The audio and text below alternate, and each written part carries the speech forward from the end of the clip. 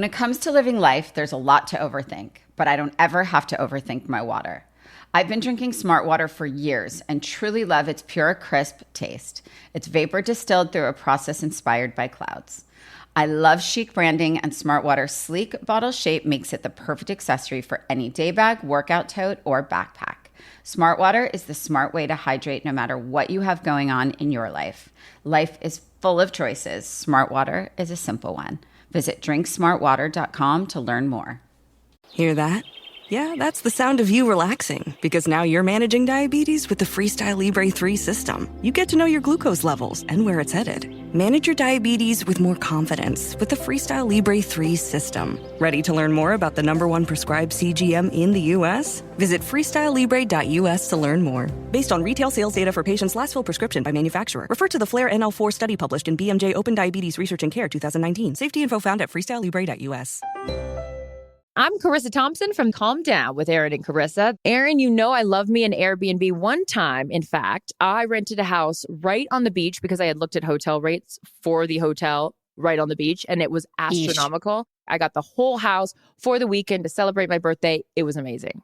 Chris and my family these days, we are traveling deep. We've got the baby, we've got the dogs, we've got the nanny. We need the space, and that's what Airbnb provides. More rooms, actually a kitchen, bathrooms. It has us covered. It just makes more sense for our life right now in traveling. It's so good. And what else I love, Aaron, about it, they've got this thing called Guest Favorites feature. It's a collection of some of Airbnb's most loved homes based on reviews and reliability. So they take the guesswork out of it, just making it so simple to decide, oh, that's a perfect Airbnb. It's reliable. It's a great review, great location. So check out the places that other people have loved now on Airbnb, especially the Guest Favorites. Woo-woo! I'm Rachel Zoe. And I'm Rodger Berman. And we are very excited to be launching our very first podcast called Works for Us. And I think the genesis of this entire podcast is the fact that most people come up to us and say, I cannot believe you guys are still together. What works for you? How do you do it? So we decided to put together some thoughts on what works for us. It's a constant question of, like, we'll see people that we knew in college and they're like, you're still together? Like, we'll see people and be like, wow, I knew you then. Was I with Rodger then? Yeah, I was. And so we should give a little bit of background about why it works for us. Yeah, maybe the genesis story would be interesting. Well, would we tell it differently or would we tell it the same? My memory's not so good. But from what I remember, one day I walked to work. By the way, it's such a shame that people can't see you right now because your outfit is just really next level right now. I call it COVID casual, Rachel. Is that what it's called? Oh, yeah. It's a whole new thing. So moving right along, one day I was a waiter. Well, I was a waiter anyway, but I was a waiter at a restaurant in Washington, D.C. named Mona Lisa. And I showed up to work with my good friend Michael Smith. He was walking me to work, actually. And looked to my right. And to my surprise, at the hostess stand was not our regular hostess, which, she was cute. But there was this woman, and the beauty of which I'd never seen. Pretty sure I was a girl. What did I call you? A woman. Ooh. It just makes me sound like I wasn't 19. Once you're with me, baby, you became a woman. Gross. But anyway, I saw that beautiful, striking, gorgeous 19-year-old, and I turned to my friend and said something that I can't say on radio. Please don't. But let's just say I wasn't interested in having a long conversation with her. Yeah, so I think that's actually, wow, that's the first takeaway of our show, Rachel. Instant attraction. I always say to people that are about to begin a relationship, like, oh, he's such a nice guy and we've been dating for so long. And yeah, I think we're going to get together. I'm like, listen, babe, unless you cannot live without that person, unless you cannot think about that person, unless you die for that person, trust me, you're not going to be with that person. It's not something you just wait for to hit you. It's like, I cannot live without this person. My life will be over. Because you need that, because trust me, over 30 years, little chinks in the armor, little chinks in the armor over 30 years. And you really need to have that really strong, almost visceral feeling at first to weather the storm, in my opinion. What about you, Rach? Were you as instantly stricken by me? Nope. What? I was working in the very fancy part of the restaurant, if you recall.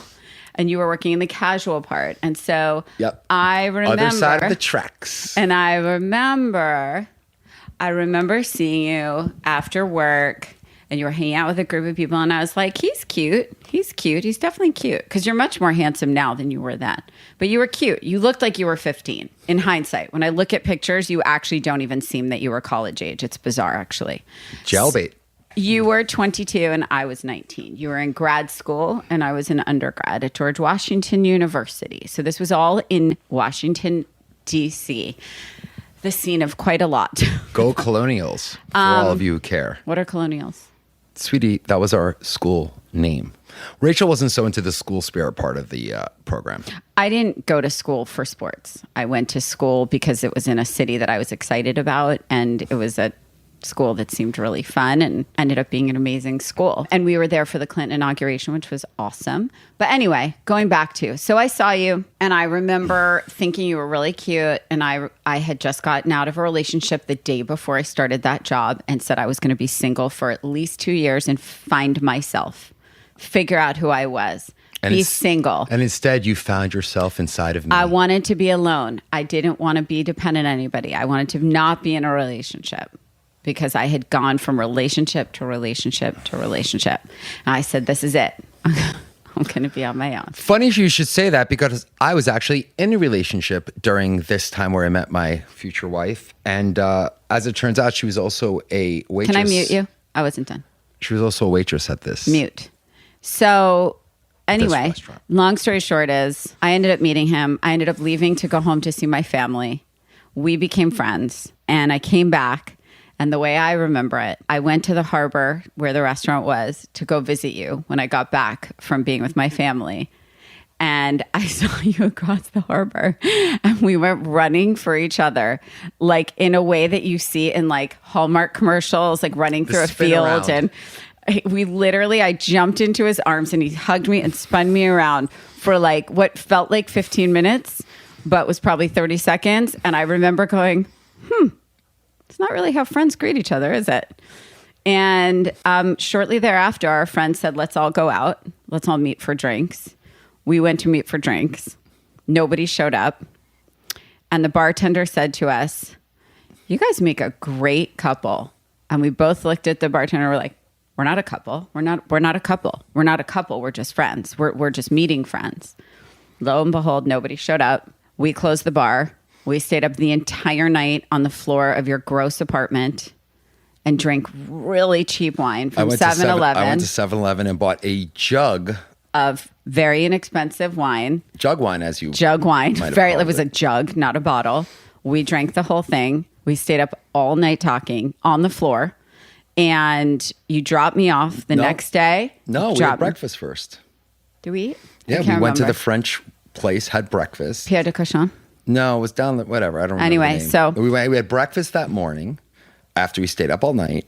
And then I dropped you off. And you literally looked at me and you go, what are you doing later? Do you want to hang out? And I said, yep. And you said, okay, I'll pick you up tonight. And I was like, and that was literally actually it. And that was 30 years ago. Correct. Literally. And so I think from that point on, I'm pretty sure we were together every minute of every day, like you are in college when you have when you're in a relationship and you have that freedom, you're just with them 24/7. We just didn't leave each other's side. And then we moved to New York City and, the rest is a long history. I think you said I love you first. I don't think so. I'm pretty sure you did. I think you did because you broke up with the girlfriend. Because I said, you have a girlfriend. I'm not doing this. Pick one of us. Bye. I remember that. And I slammed your door at that awful apartment and I left. I know you said it's me or her. Yeah. And I was like, you. It was a pretty easy choice at the time. Oh, that's good.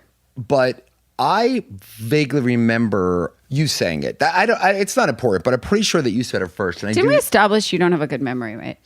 I have a good memory for certain things, like when you say I love you. Do you remember when you really fell in love with me? Oh, 100%. When it was? When?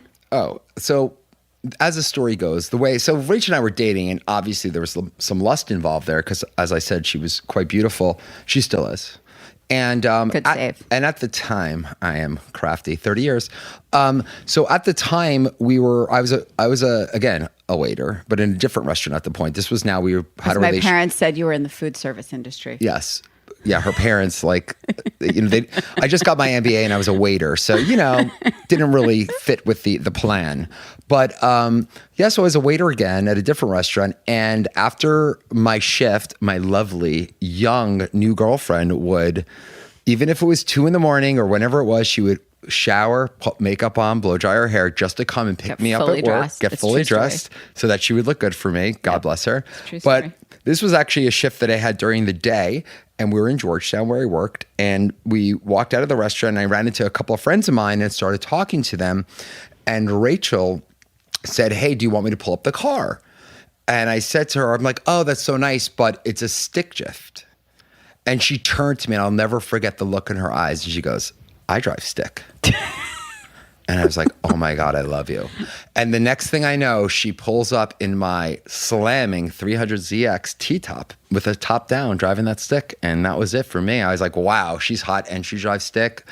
I'm a guy. I don't really need that much more. So I built my whole world based on that.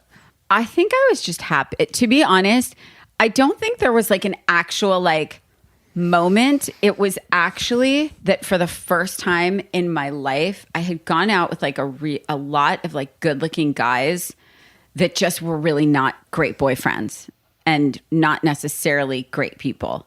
And I think after a while, it was like one of those things where I couldn't believe I was with someone that I was attracted to and was a good person. And I think at some point I was like, this is insane. He's kind. He's treating me with kindness. And I know it's not compelling and funny, but it was very shocking to me that I could be with someone that had an edge, I found good looking, and that I could be 100% myself with. Despite the fact that my vanity would I always wanted to look good for him and put makeup when I picked him up and whatever. And that I yell at my sister for letting her guard down so soon in a relationship. But I think, for me, I was genuinely content in the fact that I had someone that was kind and treated me with respect and kindness. It was actually a very bizarre feeling. I think that's an important thing to just bring out. First of all, anyone out there, you're welcome to lower your standards to get your partner. Rachel lowered her standards, and obviously. There she was dating incredibly good-looking men, and she's like, I'm going to go for the not so good-looking guy. And you were cute. Lo and behold, look what happened. And secretly, you grew into yourself. And secretly, honey. just like a fine wine, she picked the right jockey. And here I am. I picked the right jockey too. You always say pick the jockey, not the horse. There's no doubt you became better looking with age, for sure. Well, thank you, sweetheart. Yeah. And I also think the other important thing that you spoke about, Rachel, is that you were able to be your important true self. And I find that all the time. I don't know about you, but don't you hate when you're with a couple and the person is completely different when they're alone, yes. and then they're completely different with that couple, yes. and you're like, they don't act that way when they're with me. Well, what that means is that they're changing their behavior for their spouse or their partner, and I just think being the unauthentic version of yourself, it's just too hard. It's too much effort to be someone else and have your guard up with someone that you're living with and spending your life with. So if you're not comfortable disclosing your, basically your issues to the other person and having them, no, it's got to be, you're basically, what are you doing? You're hiding your issues. You're hiding the fact that you're not perfect, right? So you don't have to be perfect all the time with someone who loves you, and that's the real takeaway here. The first thing I hear when people say, oh my God, you've been together this long, isn't that so much work? And the first thing I always say is actually, no, it's actually the easiest thing in my life. Life is work. Everything else in life is work. Your relationship should actually be the easiest thing in your life. It's not to say you don't have ups and downs and there aren't moments where I want to slam him with a frying pan. I do. But at the same time, it's not something that I ever stress about. And I think that I have seen more often than not women mostly, men too sometimes that I've seen, but mostly my friends that are not themselves in their relationship. And for me, that was the eye-opening moment. I can let my guard down. I can be me. I can actually not wear makeup and wake up in the morning and he thinks I'm beautiful like this, And you meant it. You weren't being nice.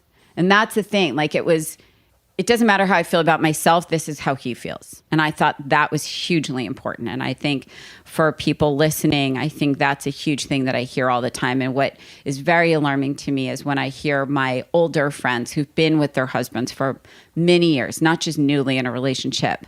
They're like, oh, I have to do this. I got to get in shape. I'm going to see my husband. And I'm like, what? Like, do that for yourself. But that shouldn't be a marker, in my opinion. So we moved from DC. We both moved to New York together. And as many, the formula in New York, I was in fashion and Rodger was in finance, the two Fs, both building our careers, working 20 hours a day, 7 days a week. I didn't see him for days. I would just like see him at 2 a.m. He'd come home. I'd make him a bowl of cereal. And it was like, he had to leave at like 6 or something. It was the craziest time. But I think because we were young, we didn't care. Like that's just, we kind of knew that's what we were doing. But we had so much fun. We were kind of living separate lives, honestly. Yeah, I mean, I remember very distinctly that we actually moved from DC. We moved with one of Rachel's good friends, and her boyfriend was also an investment banker. So we got a 1-bedroom house, had my brother-in-law, a 1-bedroom apartment, had my brother-in-law come and put one of those pressure walls up, and we made it a 2-bedroom apartment. And what was funny is because his name was Charles, he worked at Bear Stearns. Charles and I would work so much that we would like leave in the morning and literally not come home ever. And Rachel and Emily, they worked normal, sort of normal hours, worked a lot, but they would come at 7 like a normal human beings, and we wouldn't be home. So they kind of like lived together. And then Charles and I would like walk in at various times, like 2, 3 in the morning, and be like, "Hey, Charles, what's up?" And like we would live together, and it was very strange. But the thing about being young and being in New York City, I personally think it's the best place to be as a young person, sort of developing your career and your instincts, if you will, because it's a very fast place, and you really have to learn how to navigate very quickly. And I think navigation skills are certainly super important, but. I honestly believe that Rachel and I obviously when my first few years of my career, I was an analyst. I was really working my ass off as a banker. And then as you get a little bit more up the food chain, you could control your hours a little bit more and your life a little bit more. Rachel and I used to like to go out, and we loved this place. There was like this one place called Moomba, which was like the best place of all time. It was New York. Yeah, people don't really. It was a period. There was also this. There was actually before Moomba. It was really funny. What was it called? Café Tabac. Oh yeah, Café Tabac, good one. Merc Bar. Café Tabac. So basically, what people don't realize, we're very old. But when we moved, you are very old. When we moved to New York City, there was bars and there were clubs. The concept of a lounge had not even been created. And actually, New York City, Café Tabac was, I think, the first lounge, and then Spy Bar after that. Rachel and I were there at the precipice of lounge culture. I would argue it was by far and away the best years in New York City, apart from Studio 50. Right, and lounge culture is there's not loud music, there's music. It's not a bar where you're all standing. You have a table and chairs and you meet with friends and you get drinks. So it's a sort of amalgamation. But anyway, this place, Moomba, I swear to God, Rachel and I would meet there every night upstairs, between 9 and 10 o'clock. We'd have dinner upstairs. The food was great. And then the lounge would start filling up with everyone. Oh my God! Everyone in the world. Mick Jagger, Madonna, Bono. Yeah, it was really quite. I remember one night. Yeah, we had Mick Jagger, every night, Bono, every Madonna. night. They were all like sitting next to us. And Rachel and I, we knew the owner. We were very, we sort of, that was our place. And we literally shut that place down every night. Literally 7 nights a week. Set the alarm. We set the alarm with him every night for probably 6 years. Tommy Zung. Yeah, but I think because of that sort of like that clubhouse for us, we actually met so many of the people that are in our lives even today in like the cultural world and the, it's almost like Max's Kansas City way back when, if anyone knows the Warhol days. That's where I met Jen Meyer. That's where I met Charlotte and Samantha Ronson. Yeah, we had Shoshana there. The list goes on. Yeah, on tons of people. So you'll notice a lot of old school New York City people have an association with Moomba. They actually opened one out here in LA that didn't do as well. And when it closed, I was like, okay, we can move to LA now. The end of an era. Yeah, I think the main reason why we had a great time in New York. We loved New York. We had 11 years. Yeah, 11 years. 11 years. We lived in 5 apartments. We got married in New York, and we got married at the Rainbow Room. Rainbow Room at the top of Rockefeller Center. It was really extraordinary. It was magical, sweetheart. Well, it was. And what's funny is the wedding was kind of for my parents, to be honest. They really wanted to do that. And Rodger and I would have just kind of probably stayed engaged for like 10 years. I remember being really busy and not. We couldn't deal. I didn't even have time to do like fittings for my dress. Yeah, I'm pretty sure your mom picked out our flowers. She did. Well, Preston Bailey did the flowers, but I literally just said, I want drama. I want candelabras. I want drama. And that's it. My mother did the rest. And the only thing I really cared about was the band. And they had to play Grateful Dead. Right. And we got the most amazing band that had a ton of Grateful Dead cover tunes. And then we were able to walk out to Peggy O. And then everybody went into rehab shortly after our wedding and said they'd never drink again. People ended up in the elevators at like 4 a.m. So it was a great wedding. Yes. There was a huge blizzard. It was February 15th, 98. Long story short is we were living our best life. We were making a ton of money. I was a freelance stylist, making a lot of money working in music, pop stars, the whole thing, Backstreet Boys, Britney Spears, Jessica Simpson, Enrique. Rodger was crushing it. We got our dream apartment that was a loft, and it was, half the furniture in our house is actually from that loft. We're actually sitting on a couch. We're actually sitting on a couch from there. From there. And the truth is we had no kids. We jumped up and jumped on planes where needed. We had no responsibility other than to ourselves, living in New York City. And then, I had a burning itch to come to LA. I always did since I was 16 and spent a summer here and never forgot it. And Rodger was like, never, no way. I'm a New Yorker for life. And then I think, 9/11 happened. And I think like so many other people, I think it obviously, it hit me hard, really hard. I think it hit people differently. I think everybody obviously was traumatized in their own way. But for me, I don't think I was ever the same in New York. And I think having witnessed it and watching it from our terrace and being so close to it and feeling just so much pain from it, I'm pretty sure I really wasn't the same. I didn't fly the same. I didn't feel safe anymore. I really was messed up from and I think it. a lot of our life was in LA. A lot of Rachel's life was in LA. And she's like, wow, I have to keep flying all the time. Let's just move. That's going to be a hard thing.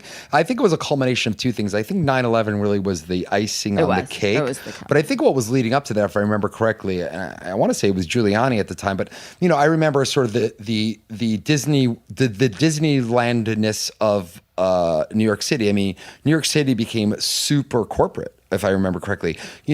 Everything was the Gap and the this and the that. It lost a lot of its edge. Oh, because we were living in the meatpacking district, we and it just got like very commercial. And our little like romantic nights at 2 a.m. at pastis and like walking through. We moved to the meatpacking district when you literally walked past meat. I mean, there was meat on hangers everywhere. It's true. And then I would say when we left New York City, there was all the top retailers. It got more commercial, and the hotels and stuff like that. It lost its flavor a bit for us at the time. New York lost a lot of its flavor, in my opinion, at the time. And so I think those two things really sort of gave us the desire to move out west. And we just thought, well, we have no kids. We were sort of like, my parents said something to me for so many years, and it's not that they ever wanted me to move to California, but they did say, New York isn't going anywhere.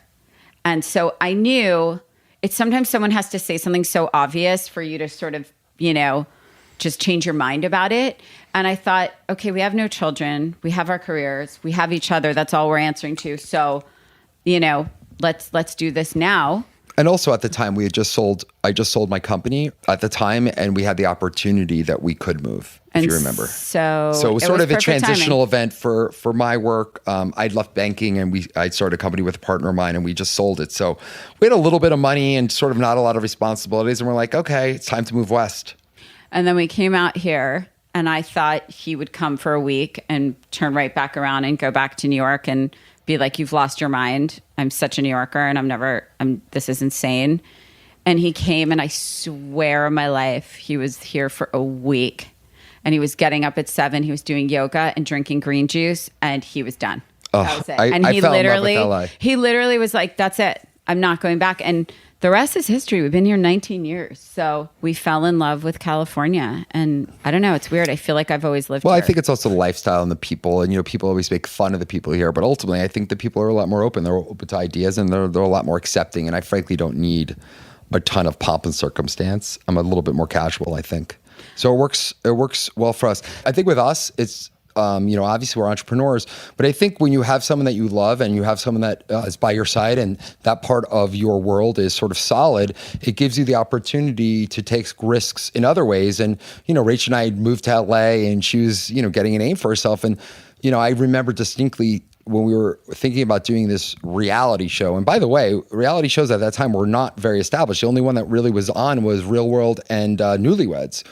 So, and by the way, Bravo was the Arts and Entertainment Network at the time, and it had Inside the Actor Studio and all those shows. Such a good show. So they were all great shows, and we were sort of, oh wow, we're going to be doing a fashion commentary show. This is wonderful. And at the time, I remember you saying, well, gee, honey, I don't know. It's like reality. Should we do it? And I remember looking at you and go, we moved to LA. Of course we should be in Hollywood. Of course we should be on TV. We're in LA. And what you said to me is you have nothing to lose because people are making false assumptions about who they think you are. But that was the deeper business meaning of it. No, because I was terrified and I said, no way. And you said you have nothing to lose because in the absence of a narrative, people will make up their own, and people were making up their own narrative about Rachel. So I thought it was important. She was actually the most talented, hardworking, stylist out there, and the things that we're saying about her were just untrue. So I remember actually the very first time our show aired, the very first episode, I remember watching Twitter feeds, and every single one was, oh, I wanted to hate this girl, but I kind of like her. Wow, she may be harsh, but she's fierce, and I just saw public opinion turning before my eyes. But what I was saying, my earlier point was that I just think that the ability to take a risk and the ability to not know what the future is, but to know that you'll be okay is, that's also if you have a secure relationship. But I think that's why we were able to do the Rachel Zoe project, because frankly, we didn't care what other people thought about us, because we only cared what we thought about each other. Right. And I think that's an important part of partnership. That's actually what made me do it, because I was terrified. And I remember Rodger saying, it's making you so sad that people are judging you without knowing you. So at least if you are who you are and you show them who you are, they can hate you, but at least they can form their own opinion. At least they can form an accurate opinion versus speculation. Mm-hmm. And at that point, I just said, okay, let's do this. Mm-hmm. And of course, I think you're right. Well, I also think the fact is that I had no idea what I was talking about, because I do distinctly remember waking up and there was 18 people in our house. I counted them. I'm like, wait a second. I thought there was like a camera. There's 18 people. There's like people eating like potato chips and standing around doing nothing. It was amazing. Yeah, was just crazy. Like any other production. Remember that hot guy that like used to I do remember. Kitchen? Yeah, that was very funny. When Rachel wouldn't do anything, Jeremiah? Jeremiah. We'd get Jeremiah to tell not Rachel Jeremiah. To do Jeremy. Jeremy. Is it Jeremy? I can't remember. I think it was Jeremiah. Not Jeremiah. Jeremiah Brent, different Jeremiah. But anyway, there was this hot guy that worked on the set, and anytime I didn't want to do something, they sent him in to ask me, and I did it. And he flirted with her, and she did it.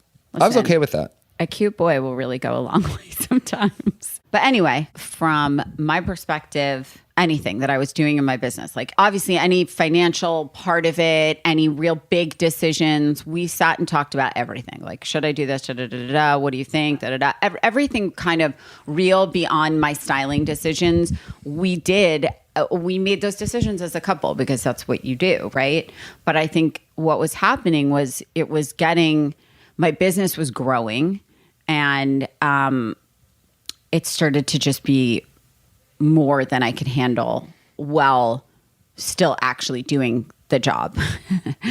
And Rodger was at like a pivotal point in his career where he had recognition media and he was doing all these other things. And I think ultimately he had the idea to create the Zoe Report as a way to further connect with my audience and my followers. And we launched the Zoe Report, and it was Rodger, myself, and Jessica Mento, one writer, who we still love. And I think that's when our saga began as whatever we are. That said, it's all a bit of a blur. So I'm quite certain Rodger's going to have a different take on it. No, I think the take is not that dissimilar. I think you were correct that it was a pivotal time in my life.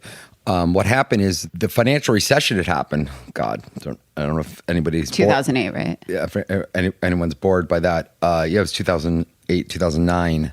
in that range, I think. And, frankly, I was here in LA and I had like one person in the office here, but basically the business was based in New York. And to be honest, I think missed, being a part of a company. Yeah. I was think part you of were bored. I was bored. part of a company, but it was sort of based in the East Coast. And, there was I was sort of going to try and, look for something else to do. And what I thought about was, hey, what are my skills? I'm a banker or whatever. And I could work for, be a part of another company or maybe start something else. But at the time, Rachel was getting more and more popular. And it just really annoyed me because I was, at the time, on the Webby Awards, and I was pretty into the internet. And it just annoyed me that Rachel had all these theoretical millions of fans, but had no way of even communicating with them. And it just seemed so strange not to have a website. And then I just thought to myself, well, who's going to do this website for her? Not me. Yeah. And, if you really look at how, at that point, at least, the infrastructure in Hollywood was set up, you have agents, you have managers, but you don't have someone that's like web developer, strategist. And, I frankly thought at that point I had a lot of experience in email, and I thought that emails were just as good as a phone number at this point for the next decade. And I said, hey, you're going to want to contact these people and be in touch with them, and maybe one day even, sell to these people. We don't know. But the truth is, I was so buried in the Rachel Zoe project and my styling career and everything else that I was like, okay, great, go, run. Like it was... We launched the Zoe Report and I was obsessed with it and I loved the concept about it and I loved all of it, but it really became Rodger's like baby and project and like full time. And then we grew and grew and our staff grew and our team grew and we just kept getting bigger and bigger. We were busting out of our offices and the Zoe Report got so big and, it just became an incredible extension of the Rachel Zoe brand. But all the while I was underwater with my actual day job, so to speak.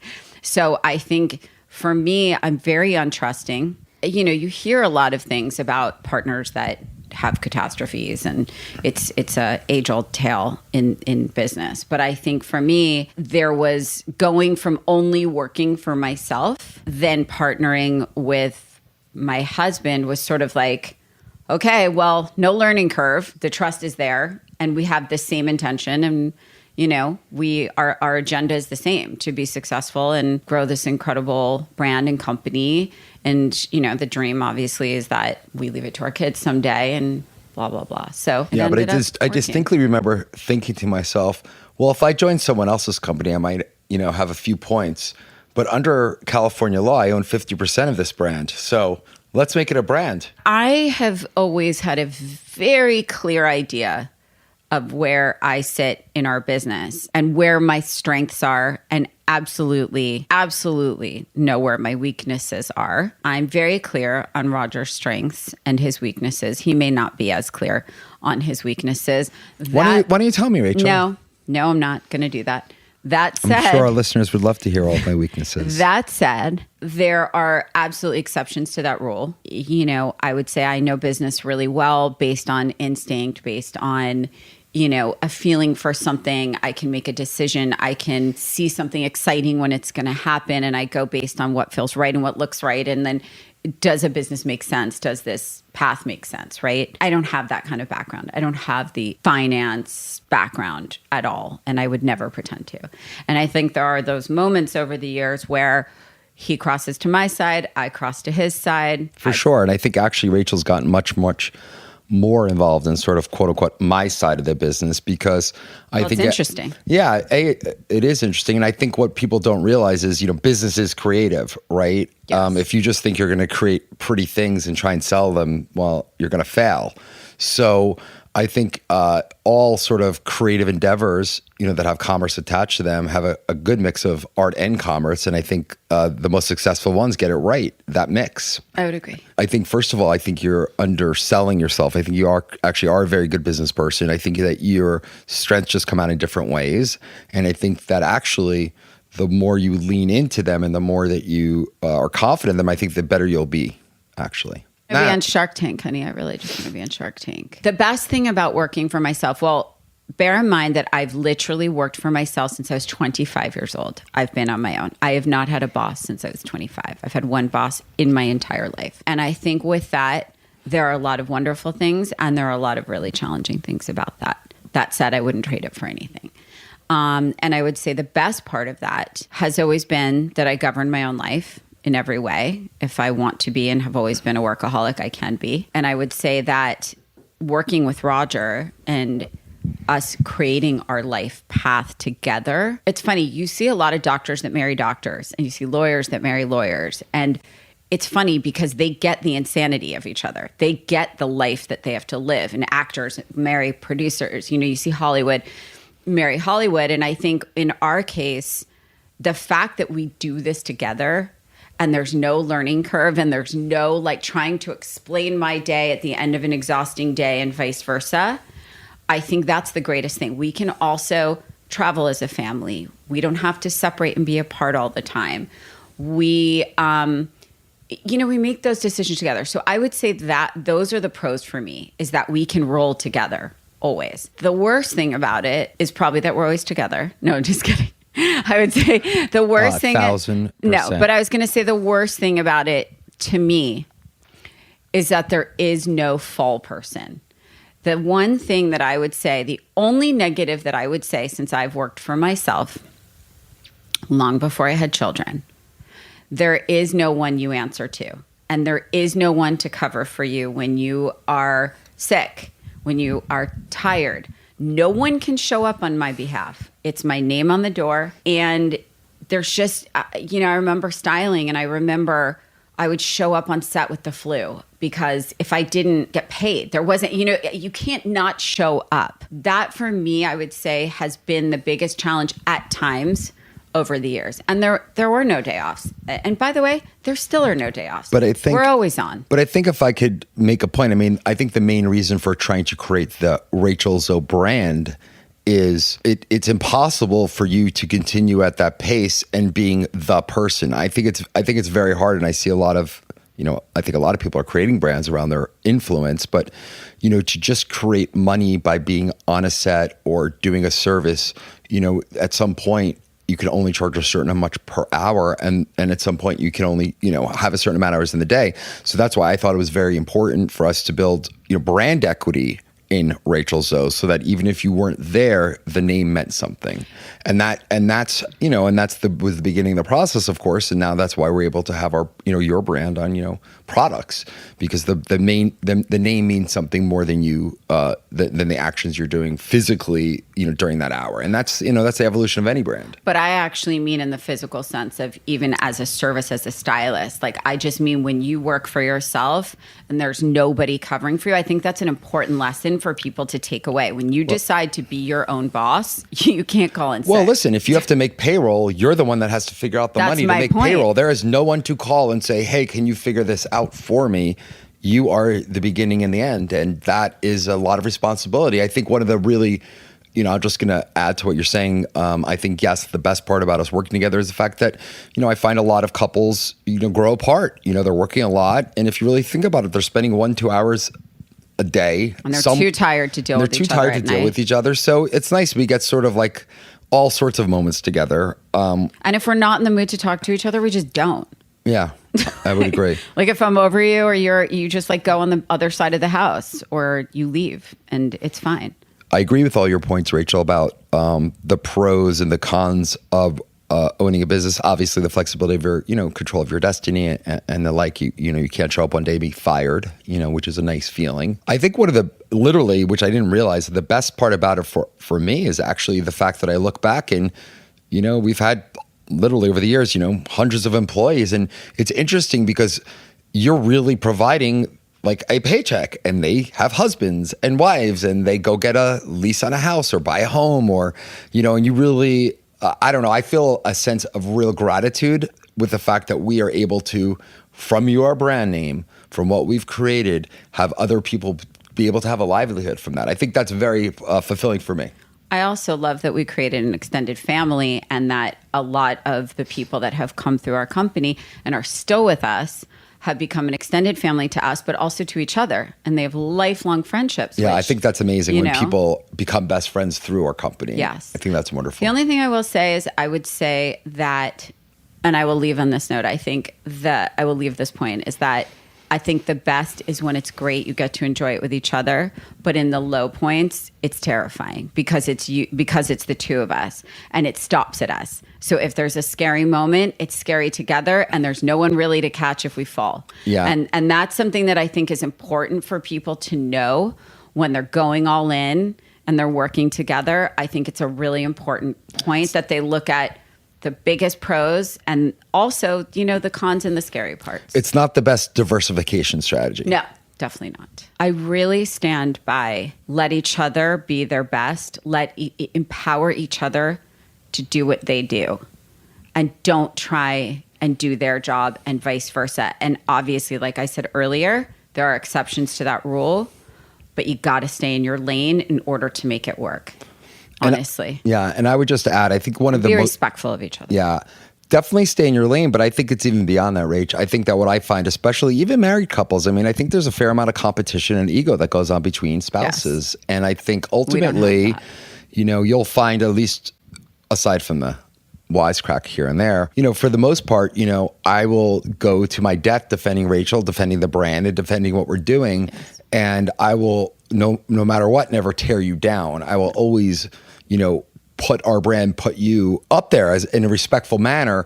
And I think the same thing, like you even started off earlier saying, that I, whatever, I did this or I'm good at that. And I think the idea is knowing and respecting what the other person brings, and don't tear them down, because it's easy to be like, oh, that was me, or that was whatever. And, it's easy for the ego, but not having an ego or putting your ego in check. that's especially for our relationship. Obviously, Rachel is certainly front and center, for sure.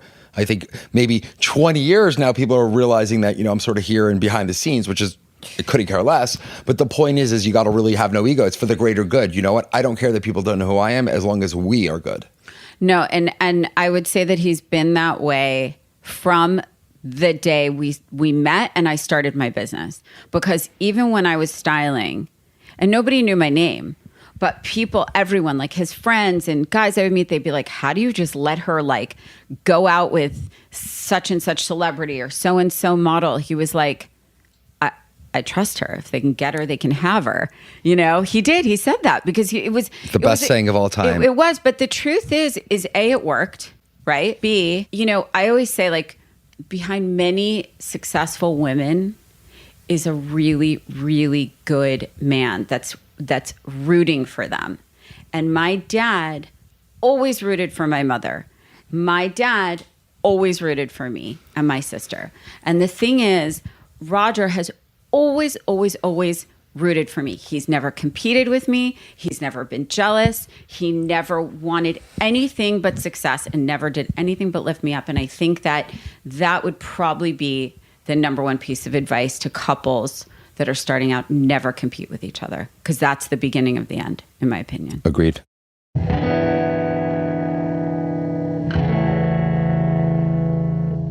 This show is brought to you by our show's new sponsor, BetterHelp Online Therapy. This past year has been full of challenges for everyone. I think it's important to say that, first of all, if you've been struggling, you are most definitely not alone. And more importantly, there's no reason to be ashamed, because in 2021, the shame around mental health is officially outdated and very out of style. Having a peaceful and healthy mindset sometimes takes a lot of extra support. That's why therapy is so essential, and thanks to BetterHelp, it's more accessible and convenient than ever before. BetterHelp is customized online therapy that offers video, phone, and even live chat sessions with your therapist, so you don't even have to see anyone on camera if you don't want to.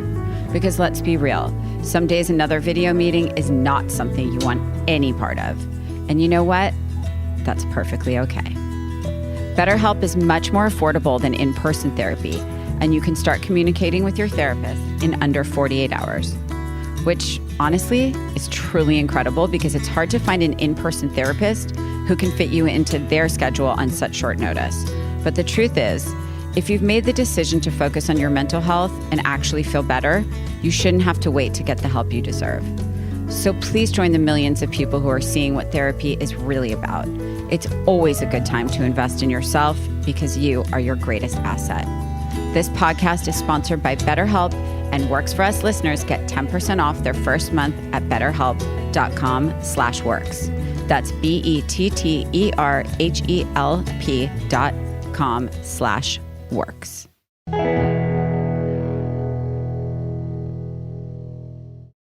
Okay, so when choosing a deodorant brand, I sometimes feel like I'm honestly making the choice between a product that works, but is full of harsh chemicals, and a product that's natural, but very rough on my skin and way less effective. But with Each and Every, I've finally found a deodorant that measures up to my standards. Each and Every is a natural deodorant that has no chemicals or hidden ingredients, and it actually feels silky and smooth on my skin. But most importantly, it really works. Each and Every has been found to fight odor as well as antiperspirant without the aluminum. And let's just say I can attest to that because Rodger's been using it too. And if it didn't work, trust me, I'd be the first to know. It doesn't stain or streak clothing, which obviously is so important to me. I've loved using the new limited edition white chamomile and bergamot scent. It smells so fresh and amazing. I'm shocked I just said that about a deodorant. I mean, what's actually happening? But honestly, I love the simplicity of this product because they use just 6 safe ingredients like dead sea salt, coconut oil, and essential oils, so I know I'm not putting anything harmful on my skin. And if I didn't already love them enough, Each and Every is also a better choice for the planet. Their unique sugar cane packaging is the first eco-conscious carbon-negative packaging used in deodorant. So trust me, you're gonna love Each and Every, and lucky for you, a fantastic deal to offer to our listeners. For a limited time only, you can get 30% off your first purchase. So go to eachandevery.com/Zoe and use promo code Zoe. That's 30% off with promo code Zoe at eachandevery.com/ZOE. Spring is a refreshing season that inspires us to shake up our routines and our habits. It's the perfect time of year to renew our minds, our bodies, and to focus on our health. As we make our way out of the winter months and head into warmer weather, let Care of help. All of Care of's products are formulated with good-for-you, clean ingredients that are backed by science, and all of your recommended supplements come in daily, individually wrapped packets that are perfect for helping you adjust to your healthy new habit. Care of is also super transparent about the research and sourcing behind each one of their products, which allows you to rest easy knowing that you've made the right choice in your supplements. And Care of goes above and beyond to make sure that you're choosing what's right for your goals and needs. Care of's in-depth online quiz asks you questions about your diet, your lifestyle, and your health concerns to help address your specific wellness goals. Seriously, this quiz is like getting a one-on-one consultation with a nutritionist without ever having to leave your house. How amazing is that? You'll get a personally tailored approach to your unique health needs, and who doesn't love something that's custom tailored for them? I know I do. In my quiz, I mentioned that my goals were reducing stress and getting better sleep, and Care of recommended ashwagandha and magnesium to help me do exactly that. I like to know what I'm putting into my body, but I don't always have the time to be as thorough as I'd like to be. So a company that does the research for me directly and focuses on my specific needs is exactly what I'm looking for. So try Care of today and make this season a great one. As a Works For Us listener, you can get 50% off your first Care of order by going to takecareof.com and entering code RachelZoe50. That's takecareof.com and enter RachelZoe50. What I learned about myself when I became a mother, I learned that I could never possibly love anything more in my entire life than I love my children. It's an unfathomable, indescribable, paralyzing love that took over my entire being for, I would say, at least a year. I could not get my head out of the mommy kind of world. I couldn't honestly figure out how to get back into my life again. I did, but it took me a beat. Yeah, that wasn't the best year we've had, business-wise. That was tough. Yeah. So I would say I really thought that I was going to have a baby and kind of pass it to my parents and go to work and whatever. That was a little bit more of my mindset, which is weird because I've always been obsessed with kids. I think I was so immersed in my career that I couldn't see past it, and I couldn't wrap my head around how I was going to take a shower and comb my hair and go to an event while having a child. I just couldn't wrap my head around it. So I think what I learned was that just the overwhelming, paralyzing love and how it turned me completely inside out and upside down. I couldn't see past it. You know, he was very different the second time than he was the first time. The first time he was like all in. Like I couldn't believe it. He was like, he wanted to like get up in the middle of the night, which by the way, he slept like a very peaceful 12 hours for the 18 years we were together before we had kids. Sleep was like his entire universe. And he wanted to be like super dad. And he just jumped right in and was like, I want to feed him. I want to hug him. I want to create. You were so in. And then Skylar kind of ignored him for a bit. A bit meaning 3 years. So now this is a perfect segue for me to realize what I realized about kids. Well, I love my children, and I was so happy to have my children. But what I realized myself, yeah, well, of course, I mean, I love my children, but this is an honest show, Rachel. Okay. And no, you said, what did you learn about yourself? I think I learned I'm probably more selfish than I thought I was. Wait, I wasn't done with what I learned about you. Oh, I'm sorry. I learned that he, in theory, wanted to be a super hands-on, full-on dad. But then, the first chance he got to go on a trip to Hong Kong, like a month later, he was like, bye. Yeah, I realized that. I see, unlike Rachel, where I wasn't paralyzed and couldn't see past my kids. I was okay, I don't know, we've had a kid for like 2 weeks. I could go out to dinner now.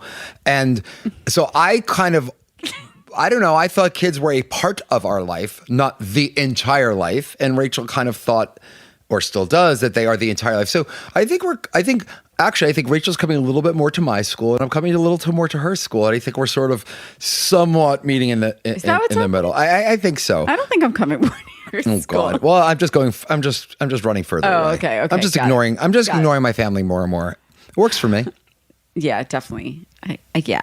Rodger's been missing lately. Well, what I learned about Rachel when she became a mother is it reinforced what I actually thought. You know, I've known Rachel for a long time, and she's always been all in on whatever she does. She's a perfectionist, and she, is very competitive in that manner. When she had a child, I think what most surprised, well, I knew she was going to be a great mom, but what most surprised me was her verve, I guess.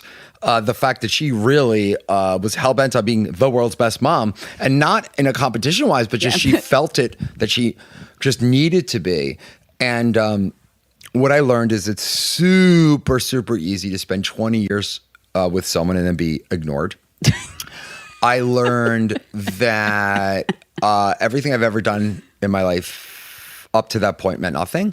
And I've learned that if I want to stay around in this house, I've got to learn to love those damn kids really, really hard. Because if I don't love them as much as she loves them, then guess what? I get no love.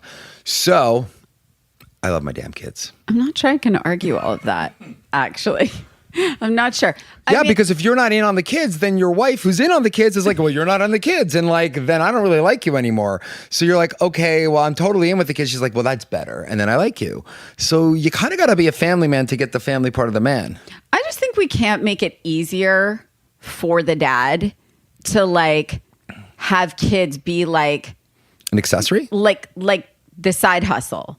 I think that too many of us, because as women, we take the responsibility just organically to do it all and be the best mom, because that's our job. And I don't do it because it's my job. I do it because I live for it. But I think at the same time, I think that there is a tendency to have that unspoken free pass.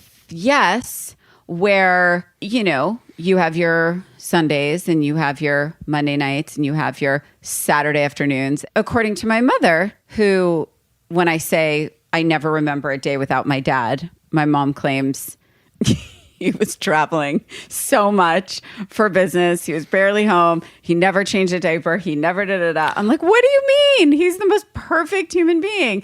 So I think that there is a tendency as women that we let you do that. And I think that I'm here to say you do what you do. I think we don't want to be the nagging wife that traps the husband. But I also think there is an expectation that we want the dads and obviously this is huge generalizations. There are many exceptions, especially today, where the roles are very much reversed. But I think that as mothers, we want the dads to want to play that role, not to beg to play that role. And I think that if you don't, you don't. And if you do, you do. I know you love our children. I think that's fine. I'm just not going to continue to make it easier for you to have leisurely afternoons. And this works for I'm not so sure it works for us. It works for you. As the children are getting older now and I'm able to have, I guess, think you're going to get your life back now. No, like more deeper conversations with them. And it's just for me, I think as the kids get older and they sort of are functioning personalities, I'm sort of really, I don't know, getting a much better relationship with them as opposed to when they're just like really, young kids and they really want their mommy. It's hard to really feel that or, need it or even, whatever. I always say, I don't have my first memory till I'm after 4. So as long as you keep them safe, you're fine. See, and you completely misinterpreted your memories because you love your daddy. So there you go.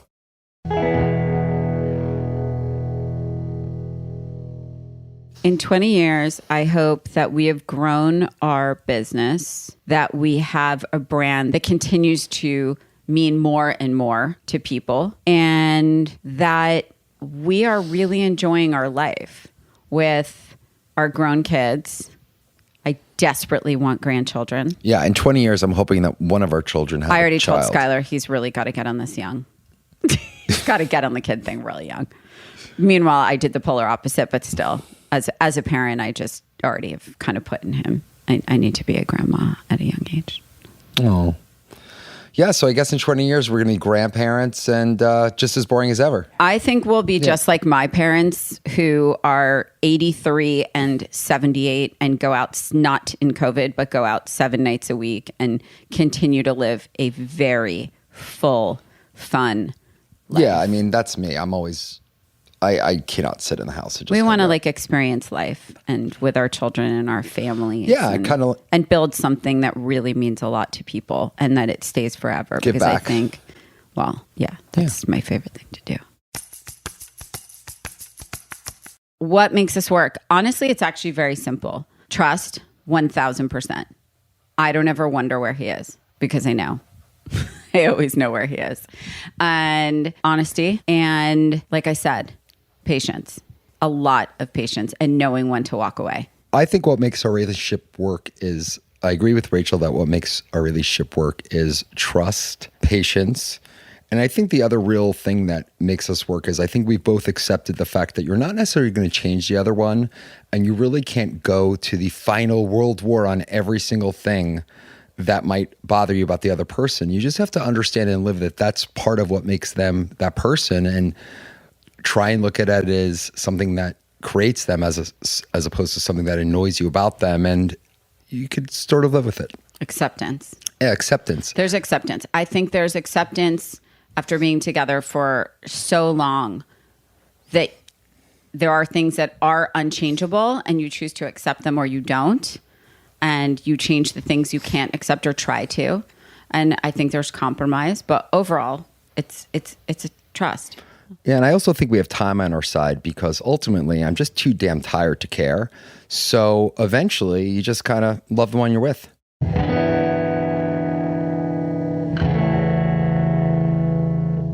Every guest that we have on our show, no matter what kind of relationship they're in, at the end of every episode, they will answer 5 questions on behalf of each other. So it only makes sense for Rodger and I to... Okay, so the word is the questions will vary each week. So we actually don't know if these are going to be the exact same questions, but they're going to be like this. Rachel, what's the one piece of clothing of Rodger's that you would throw away? All of his trucker hats. That's so sad. Is it though? And Rodger, what about you? What's the one piece of clothing of Rachel's that you would want to throw away? All of her high heels. We might as well get divorced. What are you talking Well, about? I want my trucker hats.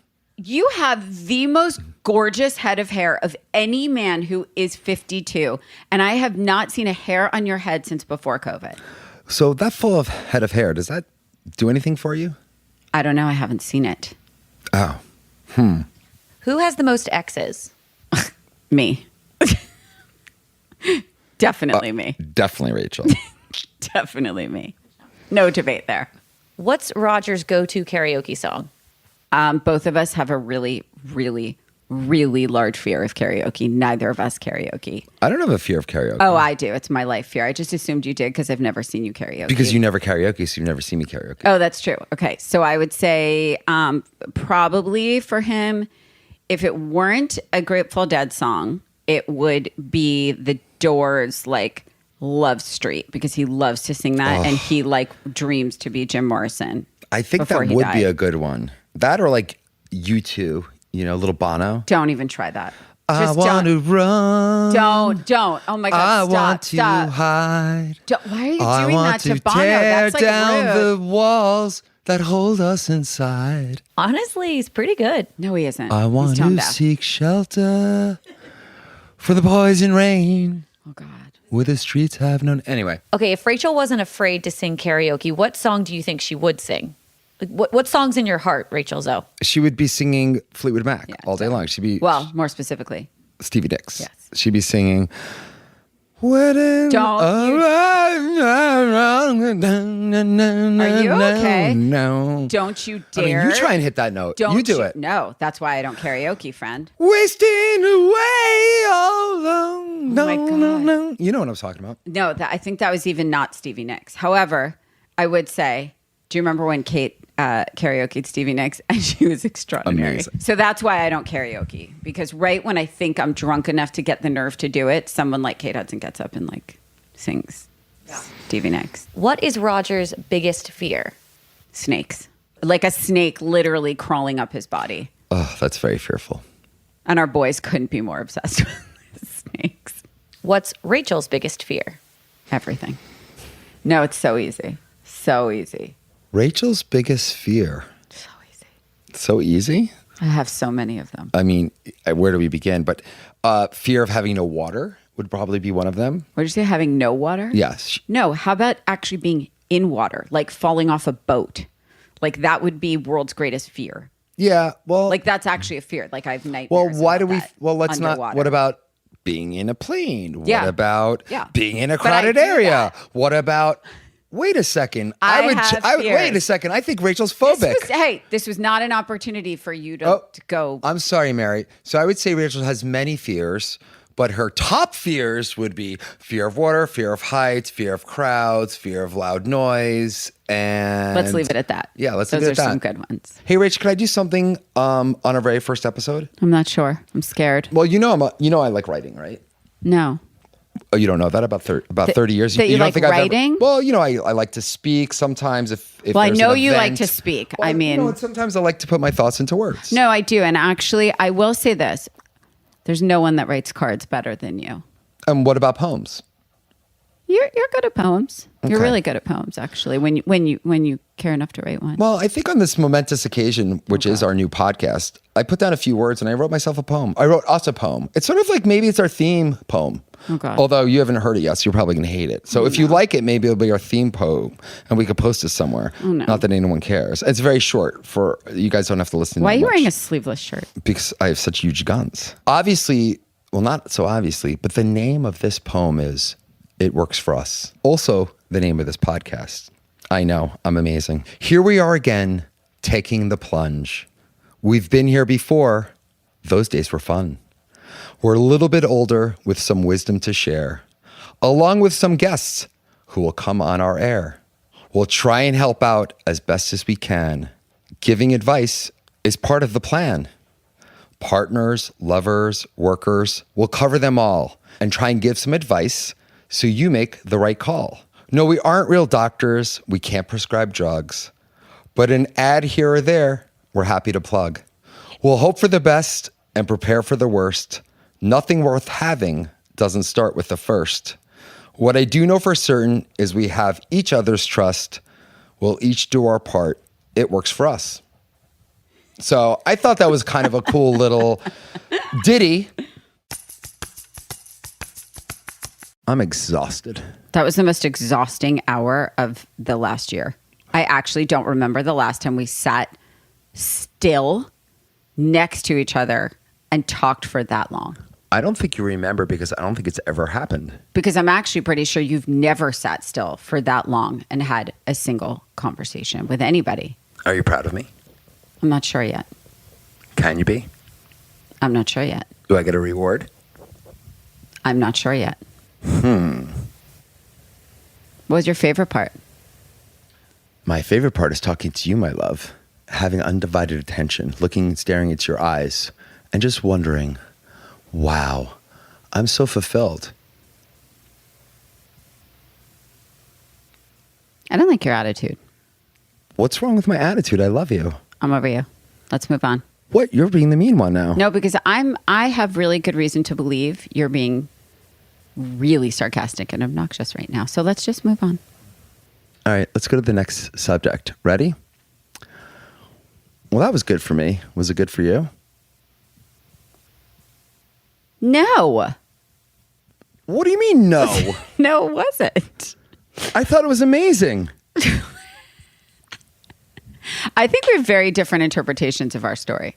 I think we should leave it up to everyone's imagination of what we're talking about. I'm talking about what we just did together. I'm aware, honey. And I thought it was amazing. Well, because I think we agree somehow at the core, despite the fact that we are very different, what makes us work or doesn't work. I think we work so well because we fit together so well. See, I actually think we work so well because I have a tremendous amount of patience, and that even though there's moments I want to literally punch you in the face, I kind of want to hug you 3 minutes later. So that's I think, our secret sauce. Okay, so we wanted to leave you with a little highlight and low light from our week. In relationships, the bad definitely comes with the good. So this is our time to mention a little bit of both of those things. Okay, babe, what was your highlight and low light of this week? This week, my highlight had to be making sweet love to you. Did you actually just say that? Because I want to die. Do you want to hear what my low light is? I am dead. Do you want to ask what my low light is? I'm not over the highlight. I want to cry. Well, you'll get to the low light if... We're going to send our kids to therapy really soon. Our kids kind of are in therapy right now. Anyway, what is your low light? When I tried to make sweet love to you and you rebuffed me. I don't even know what rebuff means, but I assume that's another word for reject. Indeed it is. Okay, well, my highs and lows are a bit different. Sweetheart, what would your highlights and lowlights be for this week? Well, are they the same? No. My highlights were that by 6 a.m. every day this week, there was burning hot Starbucks waiting for me in the kitchen when I walked in with one eye open after the new puppy kept me up all night. So that would be the highlight. And what would your low light be this week, my love? On one of those days, the Starbucks was wrong. That is, for our listeners, devastating news. That is a low light in Rachel's world. So if you liked what you heard so far, or even if you didn't, because we're really desperate, please make sure you're subscribed on Apple Podcasts and give us a rating or review. And keep listening, please. And give us a good review, please. We even have a promotion going on where your rating and review might win you a Curator box. So check us out on our Instagram to find out more about that offer. This podcast is sponsored by BetterHelp. So I know we've already talked about the importance of mental health in this episode, but it's so important that I actually can't say it enough. If something is interfering with your happiness or keeping you from being the best version of yourself, you owe it to yourself to get help. And therapy is the help you deserve. BetterHelp is so convenient that there's actually no excuse not to try it if you're curious about the experience. You can schedule a weekly video or phone session so you don't have to try to fit in an in-person therapy session into your weekly schedule. You can do your sessions from the comfort of your home, which especially helps during these crazy times. And if you're worried that you might not mesh with your therapist, let me put your mind at ease. BetterHelp is committed to facilitating great therapeutic matches, so they make it easy and free to change counselors if needed. Because if it's not a fit, it's actually not going to work. And BetterHelp is dedicated to making it work. This podcast is sponsored by BetterHelp, and Works For Us listeners get 10% off their first month at betterhelp.com/works. So don't wait. Visit betterhelp.com/works and join the over 1 million people who have taken charge of their mental health with the help of an experienced professional.